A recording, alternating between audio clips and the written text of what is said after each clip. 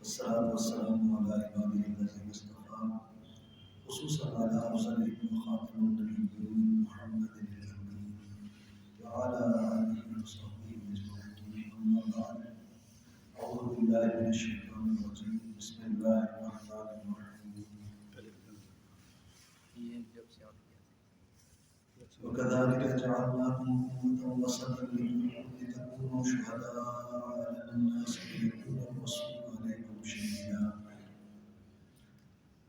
وما جعلنا القبلة التي كنت عليها إلا لنعلم من يتبع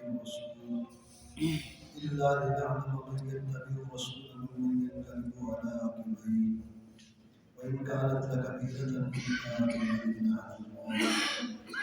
وما كان الله ليضيع إيمانكم إن الله بالناس لرؤوف رحيم. صدق الله العظيم. رب اشرح لي صدري ويسر لي أمري واحلل عقدة من لساني يفقهوا قولي. ربنا ألهمنا وأعذنا من شرور أنفسنا. اللهم أرنا الحق وارزقنا اتباعه وأرنا الباطل باطلا اللهم وفقنا لما تحب وترضى. آمين يا رب العالمين.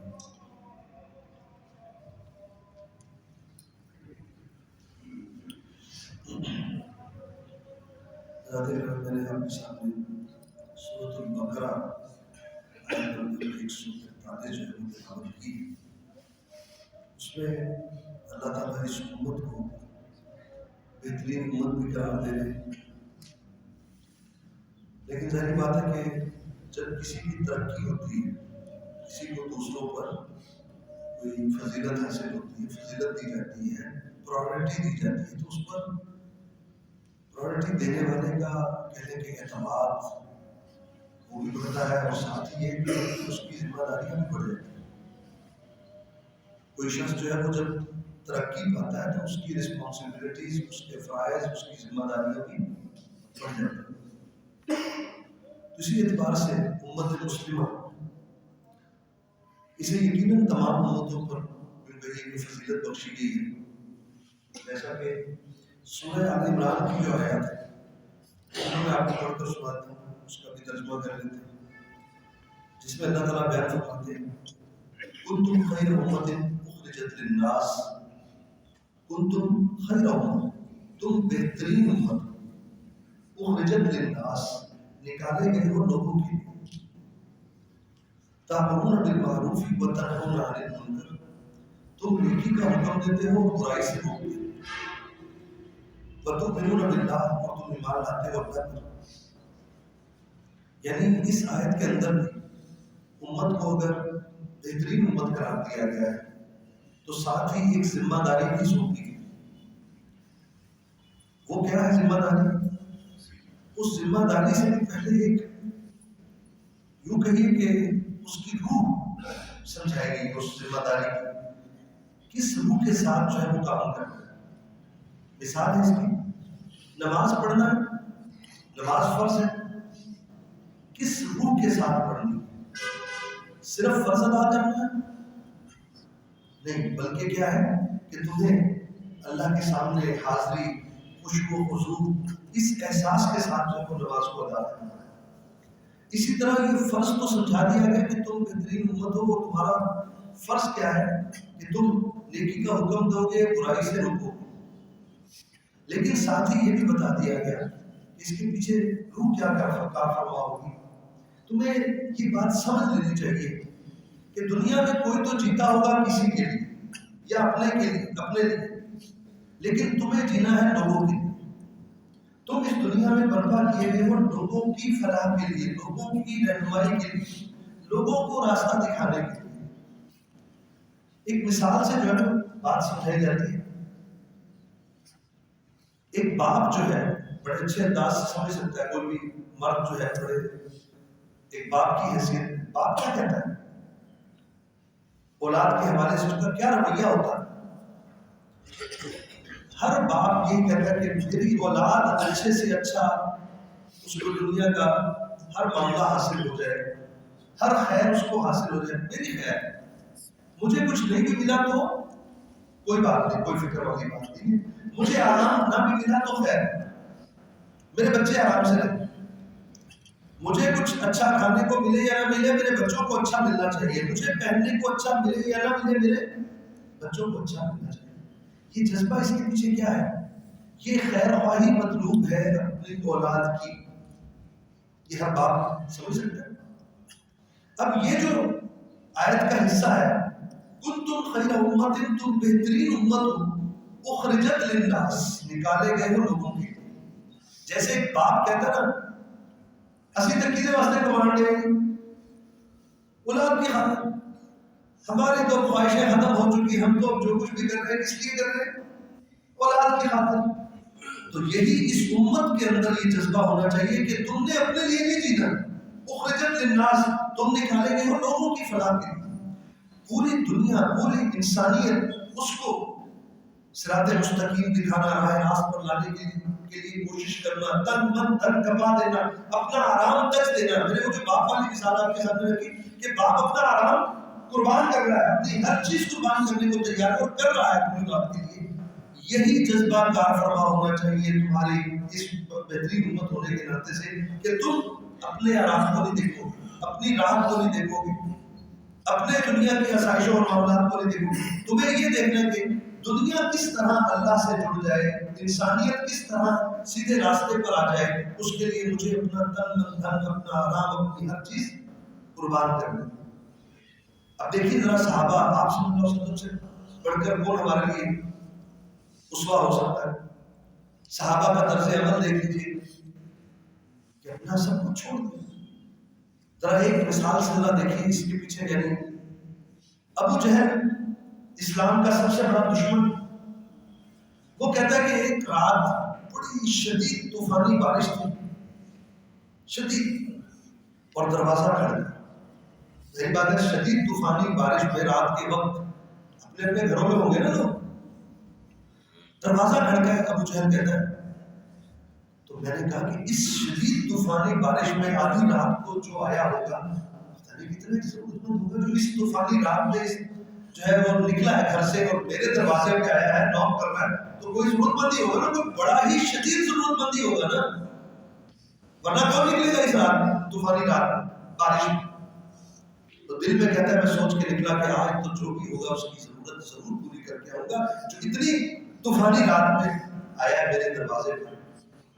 دروازہ کھولتا ہے تو سامنے کون ہے؟ محمد کریم صلی اللہ علیہ وسلم۔ اور کیا فکر ہے؟ فکر کیا ہے؟ ابو جہل ایمان لے، یہ ہے نا آخرت کی فکر۔ ایک کافر کی بھی آخرت کی فکر اس اعتبار سے ہے۔ ہم نے تو اپنی اولادوں کی فکر نہیں کی، اپنی فکر نہیں کی، اپنے گھر والوں کی فکر نہیں کی۔ یہ کیا ہے کہ اپنا آرام، اپنی تکلیف کو نہیں دیکھا رسول اللہ صلی اللہ علیہ وسلم نے، اور فرمایا کہ دیکھو ایمان لے ہو، پتہ نہیں اس رات کی صبح دیکھنی ہمیں نصیب ہو یا نہ ہو۔ یعنی رسول اللہ صلی اللہ علیہ وسلم کو فکر کیا ہے کہ یہ ایمان لے آئے، پتہ نہیں آخری شہر میں کوشش ہی کرنی ہوگی، صبح اس کو بھی دیکھنی نصیب ہو یا نہ ہو، مجھے دیکھنی نصیب ہو یا نہ ہو، یہ ایمان لے۔ یہ کیا ہے؟ یہ ہے وہ جذبہ۔ آپ دیکھیے دین، نبی کریم صلی اللہ علیہ وسلم، الدین النصیحہ، دین خیر خواہی کا نام ہے۔ خیر خواہی کا جذبہ کیا مطلب؟ اچھا، ہم عام طور پہ ناراض نہ ہوئے گا، ہم دیندار لوگ خاص طور پہ اللہ تعالیٰ جیسے توفیق دے دے کوئی دین کی خدمت کرنے کی، کوئی دین کا کام کرنے کی، کوئی دینداری اختیار کرنے کی، کوئی 4 نمازیں پڑھ لینے کی، تو ہم تو دوسروں کو حقیر سمجھنے لگتے ہیں، اپنے آپ کو بہت حاجی نمازی، بڑے پرہیزگار اور بڑے متقی سمجھتے ہیں، اور دوسروں کو حقارت کی نگاہ سے دیکھتے ہیں۔ یہ بھی تکبر ہے۔ اور آپ کو پتا ہے کہ تکبر کیا ہے؟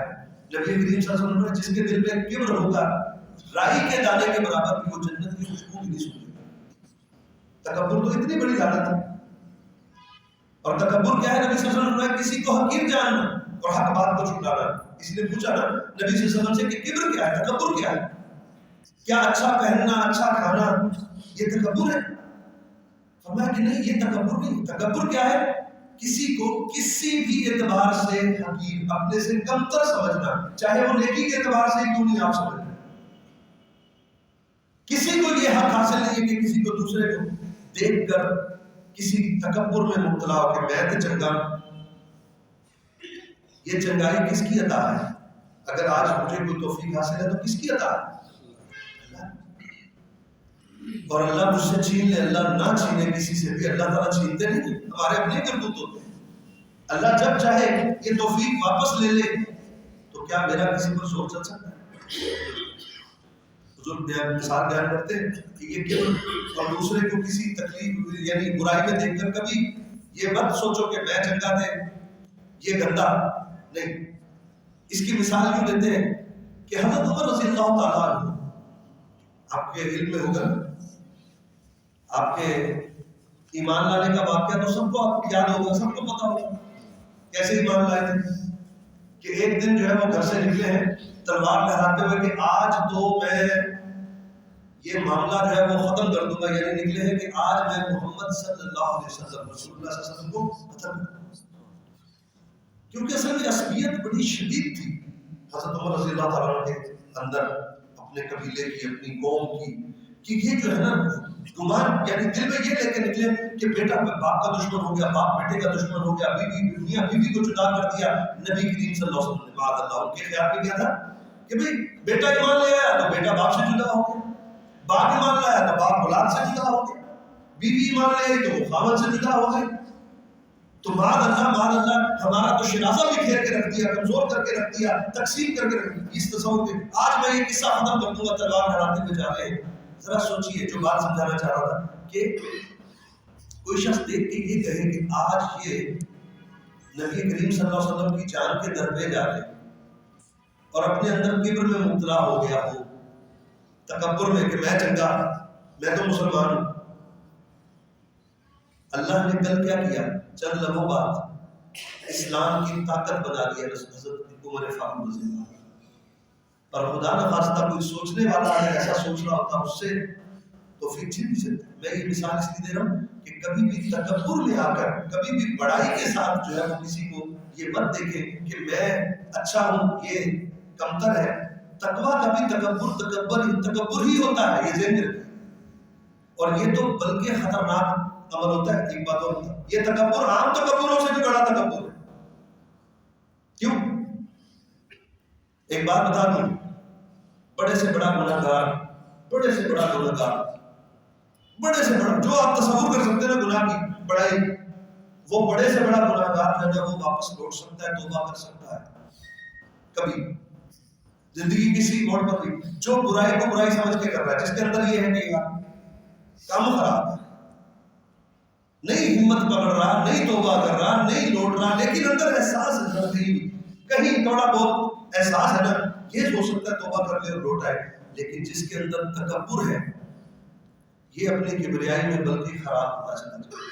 یہ اپنے گناہوں کو اس کے اندر سے اصل میں گناہوں کی خباثت اور اس کی گندگی اور اس کی بدبو کا احساس بھی ختم ہوتا چلا جائے گا آہستہ آہستہ. اگر اس کو اپنے کبر کا نہیں احساس تو پھر باقی برائیوں کا کیسے احساس ہوگا؟ وہ بھی آہستہ آہستہ اپنی برائیاں بھی اس کو تو اپنی ہر ادائی، کیونکہ یہ خود پسندی کا شکار ہے جو یہ تکبر میں مبتلا ہے. یہ اپنے آپ کو عجب بھی اس کو کہا جاتا ہے، خود پسندی بھی اردو میں کہا جاتا ہے. جب میں خود پسندی میں مبتلا تو مجھے تو اپنی ایک چیز ہی اچھی لگنی شروع ہو جائے. اور بزرگ ایک قول جو ہے ان کا یعنی سمجھانے کے لیے جو بات ہے، آپ کسی عمارت کے جتنے قریب ہوتے چلے جائیں گے اس کی بلندی کا احساس اتنا زیادہ بڑھتا چلا جائے. اونچی سے اونچی عمارت ہو، دور سے دیکھیں گے تو اتنی سی نظر آئے گی، لیکن جیسے جیسے اس کے قریب ہوتے چلے جائیں گے آپ کو احساس ہو، اس کو دیکھنے کے لیے آپ کو پتہ لگا بھی سر سے ٹوپی بھی گر گئی، دیکھنے کے لیے سر کتنا اونچا کرنا ہے نا، بہت اونچی. انسان کو جتنا اللہ کا قرب حاصل ہوگا، جتنا اللہ کے قریب ہوگا نا، اللہ کی کبریائی اور عظمت اتنی اس کے دل میں اونچی ہوتی چلی جائے گی اور اپنی ذات اتنی ہی چھوٹی محسوس ہوتی چلی جائے گی. اپنا عمل بڑے سے بڑا عمل بھی اتنا ہی چھوٹا کہ میری اوقات ہی کیا ہے اللہ کی شان کے سامنے، کہ میرے عمل کی حیثیت ہی کیا ہے اللہ کی شان کے سامنے. اللہ کا قرب یعنی کوئی ایک ہے کہ میں بڑا متقی ہوں اور کبریائی اندر تکبر، یہ دونوں چیزیں اکٹھی ہو نہیں سکتی. جو شخص کسی بھی نوعیت کے کبر میں تکبر میں مبتلا ہے اسے اللہ کا قرب حاصل نہیں، اسے اللہ کی معرفت حاصل نہیں ہو سکتی. یہ طے ہے، یہ دونوں چیزیں اکٹھی ہو ہی نہیں سکتی. بات کریں جو ہمارا مین آج کی بات تھی کہ الدین النصیحہ، نبی صلی اللہ علیہ وسلم دین جو ہے وہ خیر خواہی کرنا، کسی کی بھی خیر خواہی چاہنا. آپ اپنے مدعو کو جس کو بھی دعوت دے رہے ہیں، سمجھانا چاہ رہے ہیں، آپ نے اس کو اپنے سے کمتر اور اپنے آپ کو اس سے برتر نہیں سمجھنا، درد دل کے ساتھ. جیسے نبی کریم صلی اللہ علیہ وسلم نے فرمایا، میں نے آپ کو یہ بھی سنایا واقعہ ابو جہل کا، کہ نبی صلی اللہ علیہ وسلم فرماتے ہیں میں تمہارے درمیان ایسے بھیجا گیا ہوں اور ایسے آیا ہوں کہ جیسے تم تو آگ کے گڑھے میں گرنے کو تھے اور میں تمہیں کپڑوں سے پکڑ پکڑ کر بھی بچانے کی کوشش کر رہا ہوں. جیسے کوئی شخص جو ہے وہ گر رہا ہو، کوئی کھائی میں گر رہا ہو، تو کیا ہوگا؟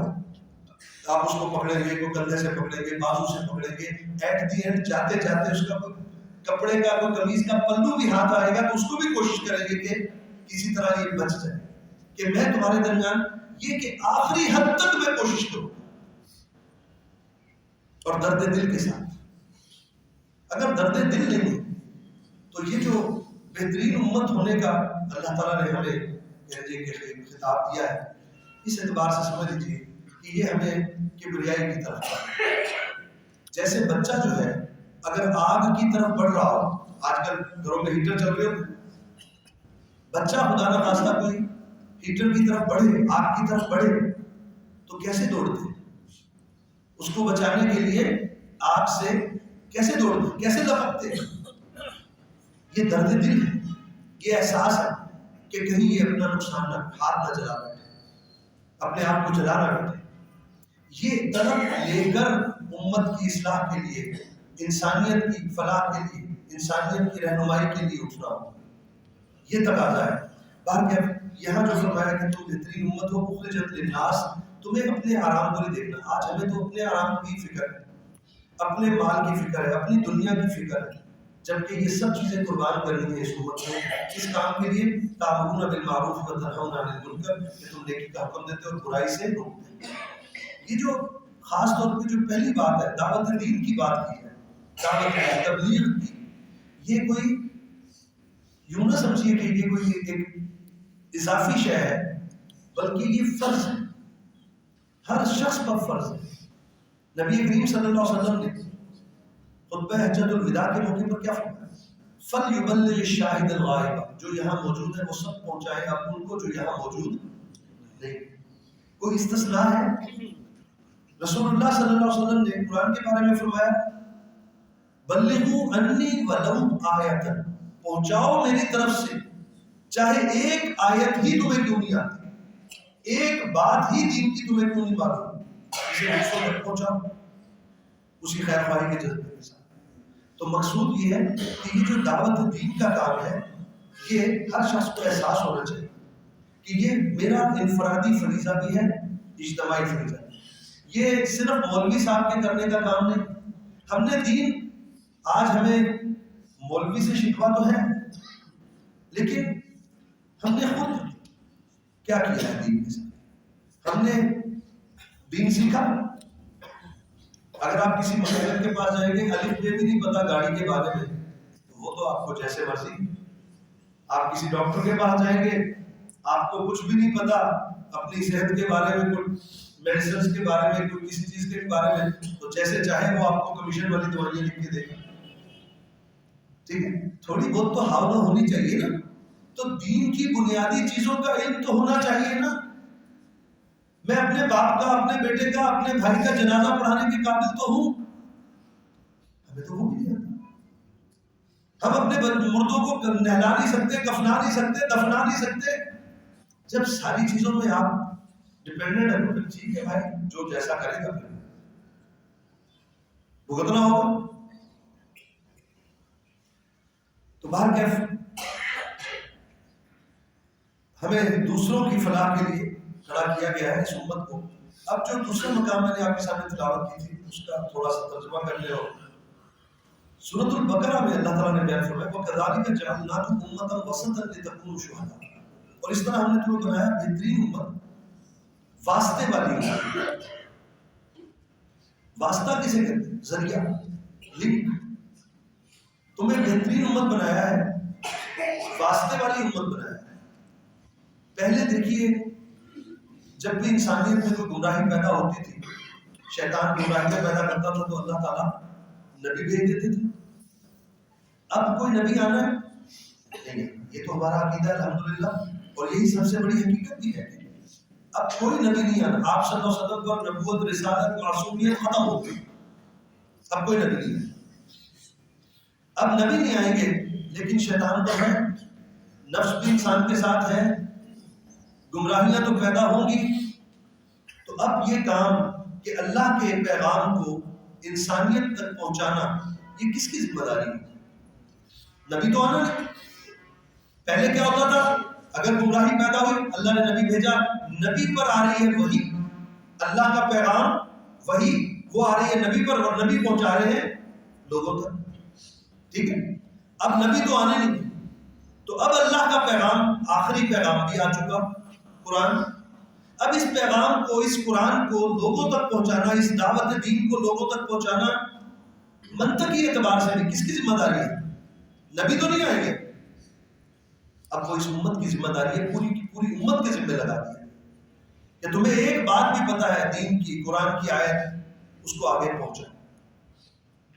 اس لیے فرمایا وَكَذَلِكَ جَعَلْنَاكُمْ أُمَّةً وَسَطًا، اس طرح ہم نے تمہیں واسطے والی، اب اللہ کے پیغام اور لوگوں کے درمیان لنک، واسطہ، وہ کون ہے؟ پوری امت ہے. ٹھیک ہے. یہ میں بتانا یہ چاہ رہا ہوں کہ اللہ تعالیٰ نے اس پوری امت کو یہ ذمہ داری دی ہے.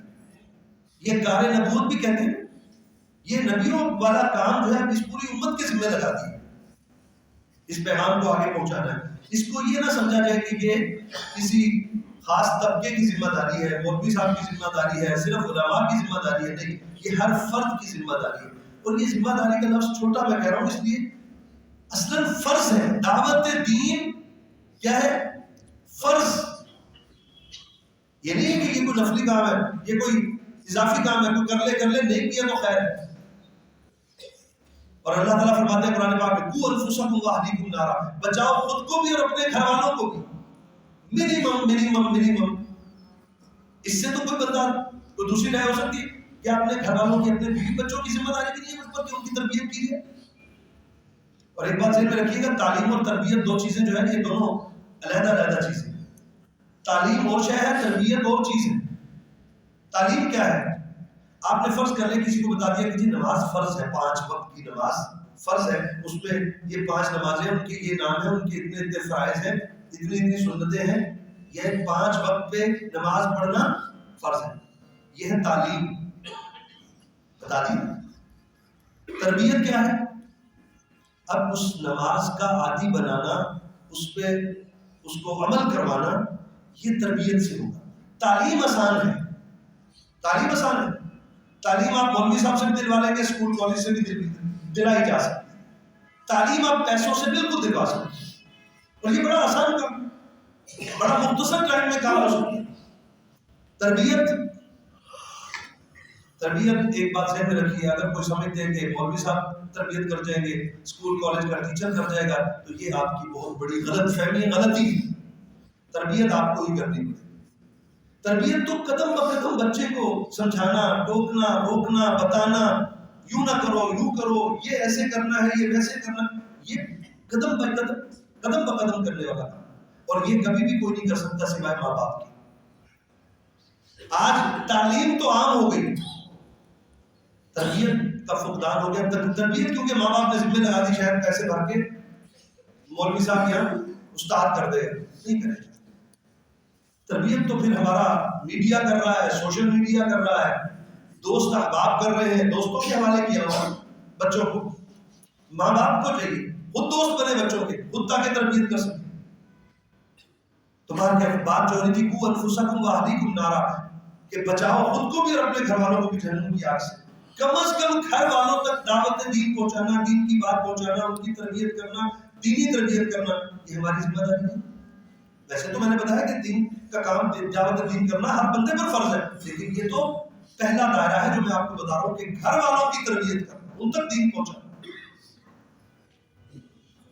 تو یہ امت کی پوری ذمہ داری ہے. اس لیے فرمایا وَكَذَلِكَ جَعَلْنَاكُمْ أُمَّةً وَسَطًا لِتَكُونُوا شُهَدَاءَ عَلَى النَّاسِ. اور یہ کس طرح تربیت کرنی اس کا ایک کہہ لیجیے کہ یہ بھی بتا دیا گیا تاکہ تم شہداء ہو جاؤ، گواہ ہو جاؤ علی الناس، لوگوں پر گواہی قائم کرنی ہے. وَيَكُونَ الرَّسُولُ عَلَيْكُمْ شَهِيدًا، اور رسول صلی اللہ علیہ وسلم تم پر گواہ ہو جائیں. جیسے ہوئے کہ دعوت دین پہنچائی، دین کو قائم کیا، اور پھر حجۃ الوداع کے موقع پر پوچھا ہاں لوگوں میں نے تم تک دین پہنچا دیا؟ اور سوال آپ کا مجمع تھا، سب نے کہا کہ بے شک نبی صلی اللہ علیہ وسلم آپ نے پہنچا دیا، پہنچانے کا حق ادا کر دیا. کیا آج ہم لوگوں تک یہ گواہی قائم کر سکتے ہیں کہ میں نے آپ تک دین پہنچا دیا، دین کی بات پہنچا دی، آپ کو سمجھ آ گئی؟ میں یہ گواہی تو اپنے گھر والوں پر نہیں کر سکتا.